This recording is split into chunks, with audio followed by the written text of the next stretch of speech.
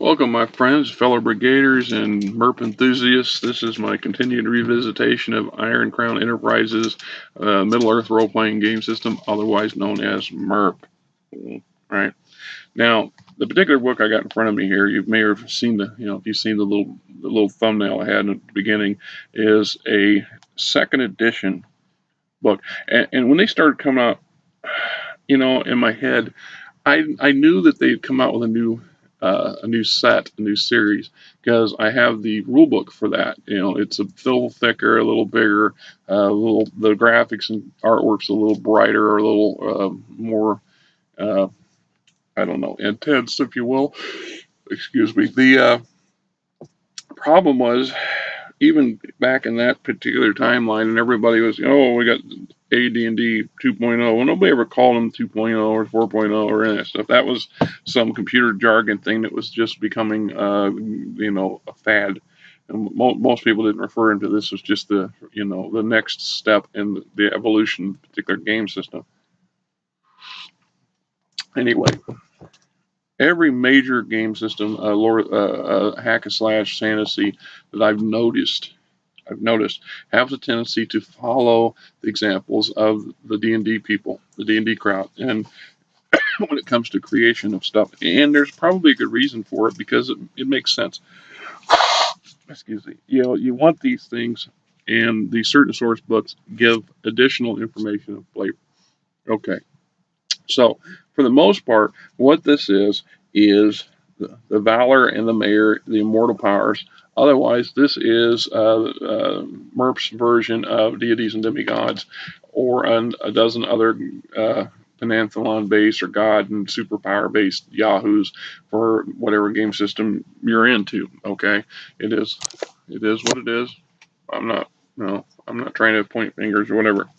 I like this particular one very, very well, because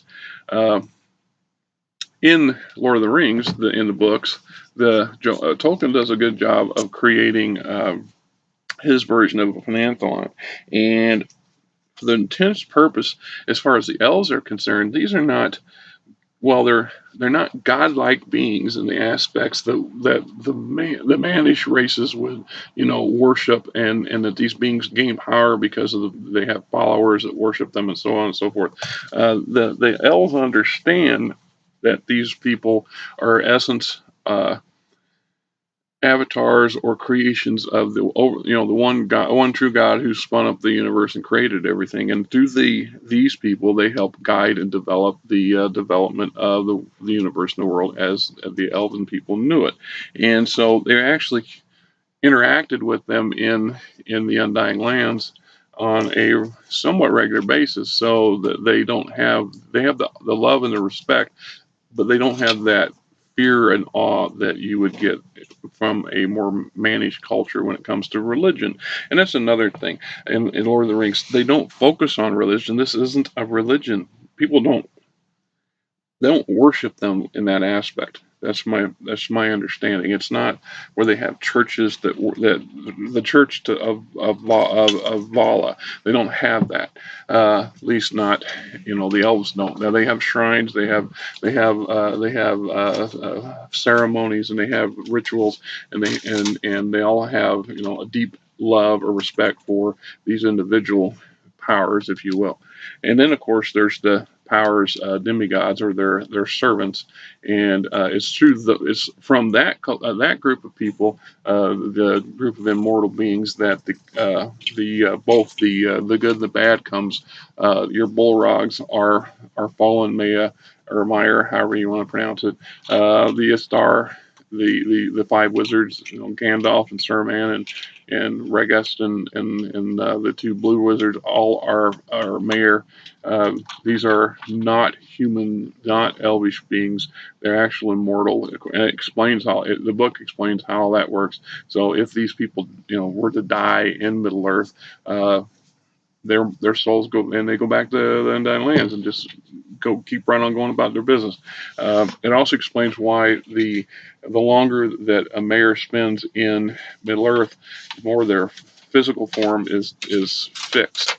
And when they first start out, they have the ability to take on many numerous forms. Sauron is the best example of that. It's referred repeatedly in there that at one time he could take on a beautiful guise, a very appealing vision. So when he went to go work with the elves to learn the skills to create the One Ring and encourage them to improve their own ring making so he could benefit from it, he went in the guise of a very beautiful male elf. And so to the point where Gladriel and a certain handful of others distrusted him automatically just because he was too pretty, too polite, too perfect, if you will. And each time his body was destroyed, it became more and more difficult for him to resume a pleasing form. And then at one point, he's no longer capable. And this is where we get the lidless eye or the distorted evil figure in closed steel armor kind of thing, right? It's also because his pouring most of his essence into the creation of the ring gives him a talisman or an item that ties him to Middle Earth, which is what allows him to keep coming back. Because at a certain point, the mayor and the immortals are supposed to not be able to do that. You reach a point where you just can't bring enough power points or magical ability together or essence together to maintain a avatar in the real world, if you will. So, in that aspect, what we're looking at here is a breakdown of all these powers, and just about every major introduction in the books and the novels are found in here. So they give us a base history. Now you have to be a diehard Lord of the Rings fan or Tolkien fan to have gone and tried to read the Silmarillion. Once again, I don't pronounce words well. I know what they are. I have trouble pronouncing them, and my version of what they sound like and what other people's don't always match. This is one of the most convoluted books Tolkien ever read. As a matter of fact, one of the most convoluted books I've ever seen written by anybody. That was a successful author. And when I say that is just because it was actually, and I didn't know this till years later, Christopher Tolkien, that's his son, has devoted his lifetime to basically writing and analyzing his father's works, and he has written numerous books on the subject, on the topic of his father's notes and letters and his intents and enhancing the world of Lord of the Rings in a way. And it's because of that I was able to understand some of the things I didn't understand. When I first time I read the Silmarillion, I was probably 10 or 11, and it was a very wordy, convoluted, choppy book to read, because it seemed like to me it was coming in gasps, a bunch of short, varying size stories crammed together into what was supposed to be, to my understanding, a novel. I had to read Lord of the Rings and Hobbit. I expected something along those lines. So when I read the Silmarillion, it was like, oh, I don't get it. It was hard. It was hard. I had to chew my way through. And I use that reference sometimes to other people when it says, some books, hey, so just off on the topic a little bit, another author that I really enjoy is Turtle Dove. Turtle Dove, it does alternate history of Earth, and one of his largest series is basically the rewriting of American history, starting from the end of the Civil War when the South wins, and all through these 14 or 15 books, he takes us through World War I and World War II, where it's this North and the South, basically, not the Axis versus the Allies and things like this. And in that style, Turtle Dove focuses on the big picture, but he includes a lot of things on politics. What if this person had got elected as president instead of that person? How things would have been different. In this timeline, Abraham Lincoln doesn't get assassinated. He gets he doesn't get reelected, and then he goes on and lives into his 90s as kind of a pathetic figure toward the end of his life, trying to push the political agenda of the party he belonged with. But because he was a figurehead, everybody they kept a close eye on him. But the party pushed him off into the middle, out in the back. They had him traveling Montana on by rail and stuff, promoting the company party line, the party line. Anyway, some of the books between the big action books, so when you get in between the wars, so to speak, it gets down to the politics, and it can be a dry read. They're huge, they're thick, and sometimes you almost find yourself, is ever in. And that's where I tell my friends, it says you just have to chew your way through it, grind through that set of books, that particular book, to get on to the next one. And I don't, and well, I'll just skip it. And I'll say, no, I don't recommend skipping it, because everything's tied together. There's nuggets and kernels in there that make other stuff later on makes sense. Otherwise, you'll skip this book or that book and get to the third book, and it won't make sense. The Silmarillion, to me, it was the same way. There was a lot of stuff that didn't make sense for many, many, many years, and until I was in my late teens, and then some. One day I got mad because I kept trying to reread this book and understand it.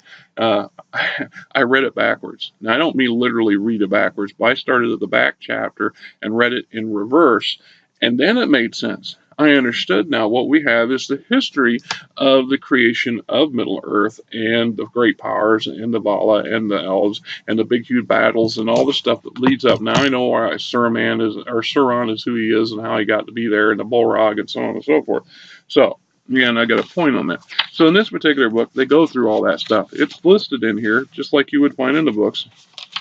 Here's a picture of their version of Morgoth, the great enemy, one of the fallen Valar, or Vala, or whatever. And, so you got all that crap. It goes in here and stuff. And then we get into the Vala powers, the Valor, and religion. It explains what I just basically said about, their concept of religion. So, few among the elves of Third Age Middle-earth have ever seen a Vala, and virtually none of the members of the other free peoples actually enjoy that claim.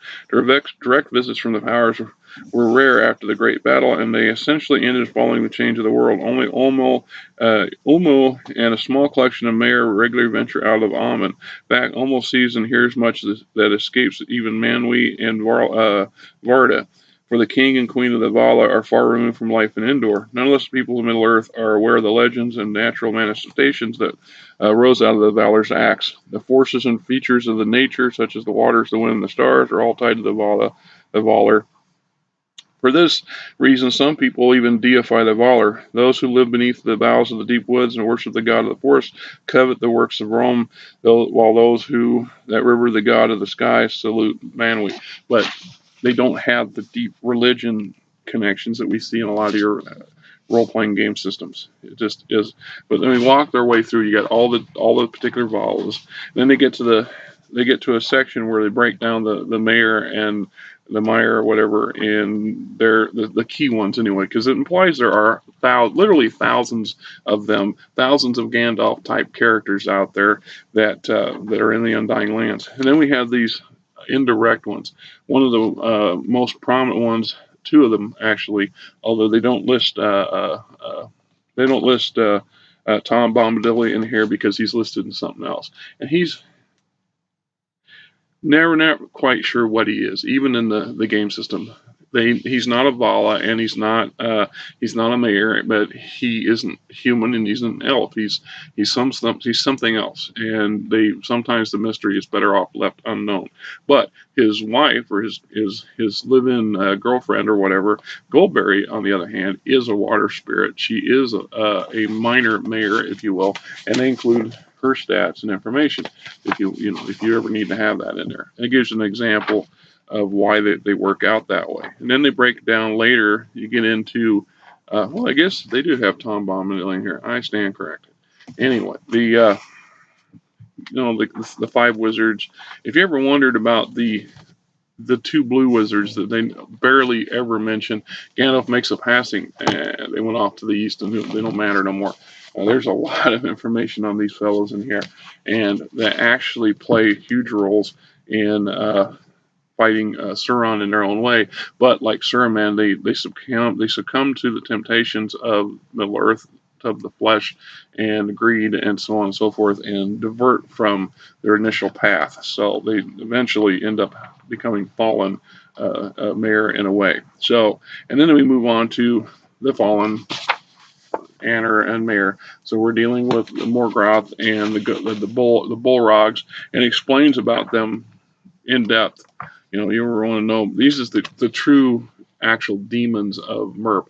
And that's another thing, Middle Earth doesn't have the huge multi-plane existence stuff that you see in Dungeons and Dragons. You don't have all these other beings coming from other places and interacting in the Middle Earth. You just don't, and they don't have some underworld full of devils and demons just waiting to be unleashed. They have real ones walking around, and the few that exist are terrifyingly powerful, and that's because they're fallen. They're fallen gods. They're demigods. That's what they are. And if you look at it from that perspective, so all the information you could possibly need on all these people, including Shelob and Ungulent, which I can never pronounce that one. The demon spider that tried to eat the world, or tried to eat the sun, the light of the light of the two trees, which eventually becomes the sun and the moon. Anyway, it's interesting to note, and I don't think I brought this up. Most of these modules and these game books include 3 sets of stats. This one specifically does. That's why it came to my attention. They have the stats for MERP, of course. Then they also have the stats for every one of these characters for Rollmaster. And then they have them for Lord of the Rings Adventures, LOR, so they abbreviate that. I never bought into the LOR system, and I have not seen it, to be honest, so I don't know how well it is or how good it is.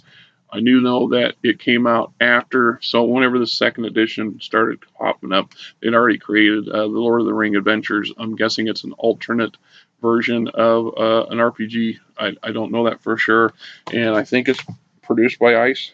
It implies it is, and I think that's because at the time, Iron Crown Enterprises was the sole people to have the production rights produce an RPG based on Lord of the Rings, because you don't see a whole lot of clones of these things. There's not a lot of these running around.